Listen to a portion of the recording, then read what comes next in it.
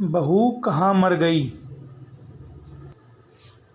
अंदर से आवाज़ आई, जिंदा हूँ माँ जी। तो फिर मेरी चाय क्यों अभी तक नहीं आई? कब से पूजा करके बैठी हूँ। ला रही हूँ माँ जी। बहू चाय के साथ भजिया भी ले आई। सास ने कहा, तेल का खिलाकर क्या मारोगी? बहू ने कहा, ठीक है माँ जी, ले जाती हूँ। सास ने कहा, रहने दे, अब बना दिया है तो खा लेती हूँ। सास ने भजिया उठाई और कहा, कितनी गंदी भजिया बनाई है तुमने। बहू, माँ जी मुझे कपड़े धोने हैं, मैं जाती हूँ। बहू दरवाजे के पास छिपकर खड़ी हो गई। सास भजियों पर टूट पड़ी और पूरी भजियाँ ख़त्म कर दी। बहू मुस्कुराई और काम पर लग गई। दोपहर के खाने का वक्त हुआ। सास ने फिर आवाज़ लगाई, कुछ खाने को मिलेगा? बहू ने आवाज़ नहीं दी। सास फिर चिल्लाई, भूखे मारोगी क्या? बहू आई, सामने खिचड़ी रख दी। सास गुस्से से, ये क्या है? मुझे इसे नहीं खाना, इसे ले जाओ। बहू ने कहा, आपको डॉक्टर ने दिन में खिचड़ी खाने को कहा है, खाना तो पड़ेगा ही। सास मुंह बनाते हुए, हाँ तू मेरी माँ बन जा। बहू फिर मुस्कुराई और चली गई। आज उनके घर पूजा थी। बहू सुबह 4 बजे से उठ गई। पहले स्नान किया, फिर फूल लाई, माला बनाई, रसोई साफ की, पकवान और भोज बनाया। सुबह के 10 बज गए थे। अब सास भी उठ चुकी थी। बहू अब पंडित जी के साथ भगवान के वस्त्र तैयार कर रही थी। आज ऑफिस की छुट्टी थी। उनके पति भी घर पर थे। पूजा शुरू हुई। सास चिल्लाती, बहू ये नहीं है, वो नहीं है। बहू दौड़ी दौड़ी आती और सब करती। अब दोपहर के 3 बज गए थे। आरती की तैयारी चल रही थी। पंडित जी ने सबको आरती के लिए बुलाया और सबके हाथों में थाली दी। जैसे ही बहू ने थाली पकड़ी, थाली हाथों से गिर पड़ी।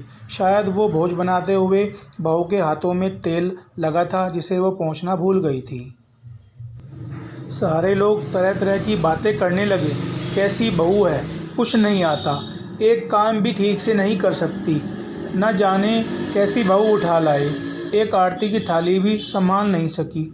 उसके पति भी गुस्सा हो गए, पर सास चुप रही, कुछ नहीं कहा, बस यही बोल के छोड़ दिया, सीख रही है, अब सीख जाएगी धीरे धीरे। अब सबको खाना परोसा जाने लगा। बहू दौड़ दौड़ के खाना देती, फिर पानी लाती। करीब 70-80 लोग हो गए थे।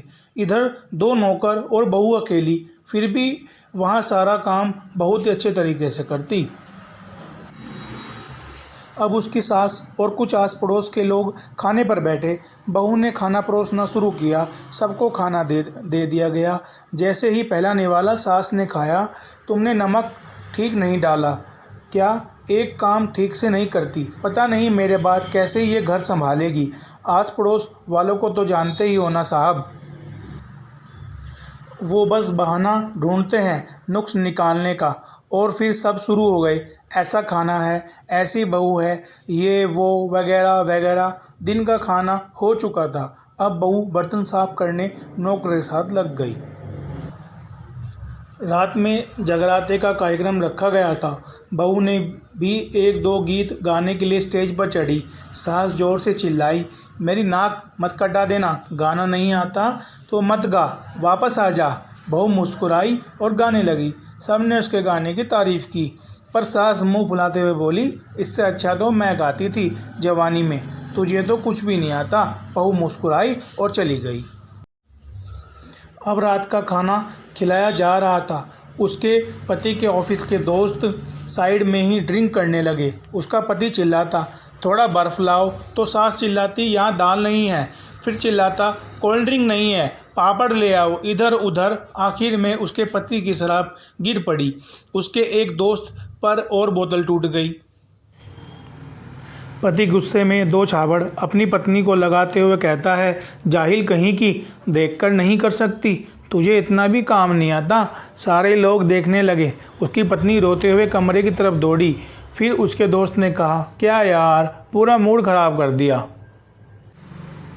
यहाँ नहीं बुलाया होता, हम कहीं और पार्टी कर लेते। कैसी अनपढ़ गंवार बीवी ला रखी है तूने। उसे तो मेहमानों की इज्जत और काम करना तक नहीं आता। तुमने तो हमारी बेइज्जती कर दी। अब आस पड़ोस की औरतों को और बहाना मिल गया था। वो कहने लगी, देखो क्या कर दिया तुम्हारी बहू ने, कोई काम की नहीं है। मैं तो कहती हूँ अपने बेटे की दूसरी शादी करा दो, छुटकारा पाओ इस गंवार से। सास उठी और अपने बेटे के पास जाकर उसे थप्पड़ मारा और कहा, अरे नालायक, तुमने मेरी बहू को मारा, तेरी हिम्मत कैसे हुई, तेरी टांग तोड़ दूंगी। उसके बेटे के दोस्त कुछ कहने ही वाले थे, उसकी माँ ने घूरते हुए कहा, चुप, बिल्कुल चुप, यहाँ दारू पीने आए हो, जबकि पता है आज पूजा है और तुम्हें पार्टी करनी है। कैसे संस्कार दिए हैं तुम्हारे माता पिता ने। और किसने मेरी बहू को जाहिल बोला, ज़रा इधर आओ, चप्पल से मारूंगी अगर मेरी बहू को किसी ने एक शब्द भी कहा।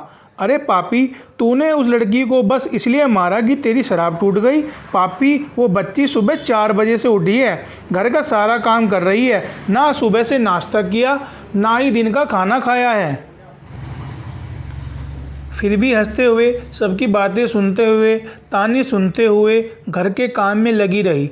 तेरे यार दोस्तों को वो अच्छी नहीं लगी, जूते से मारूंगी तेरे दोस्तों को जो कभी उन्होंने ऐसा कहा। उसके यार दोस्त चुपके से खिसक लिए। अब सास बहू के कमरे में गई और बहू का हाथ पकड़कर बाहर लाई। सबके सामने कहने लगी, किसने कहा था अपनी बहू को घर से निकाल के दूसरी बहू ले आना, ज़रा सामने आओ। कोई सामने नहीं आया। फिर सास ने कहा, तुम जानते भी क्या हो इस लड़की के बारे में, ये मेरी माँ भी है, मेरी बेटी भी है। माँ इसलिए मुझे गलत काम करने पर डांटती है और बेटी इसलिए कभी कभी मेरी दिल की भावनाएं समझ जाती है। मेरी दिन रात सेवा करती है, मेरे 1000 ताने सुनती है, पर एक शब्द भी गलत नहीं कहती, ना सामने ना पीठ पीछे। और तुम कहते हो दूसरी बहू ले आओ, याद है ना छुटकी की दादी, अपनी बहू की करतूत। सास ने गुस्से में पड़ोस की महिला को कहा, अभी पिछले हफ्ते ही तुम्हें मियाँ बीवी भूखे छोड़ घूमने चले गए थे। मेरी इसी बहू ने 7 दिनों तक तुम्हारे घर पर खाना पानी, यहाँ तक कि तुम्हारे पैर दबाने जाती थी, और तुम इसे जाहिल बोलती हो। जाहिल तो तुम सब हो जो कोयले और हीरे में फ़र्क नहीं जानते। अगर आइंदा मेरी बहू के बारे में किसी ने एक लफ्ज़ भी बोला तो मुझसे बुरा कोई नहीं होगा, क्योंकि ये मेरी बहू नहीं, मेरी बेटी है।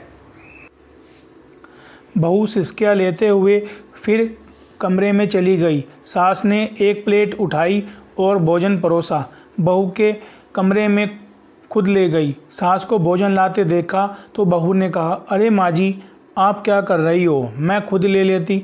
सास ने प्यार से ताना मारते हुए कहा, डर मत, इसमें जहर नहीं है, मार नहीं डालूंगी तुझे नई सास चाहिए होगी, पर मुझे अभी भी तू ही मेरे घर की बहू चाहिए।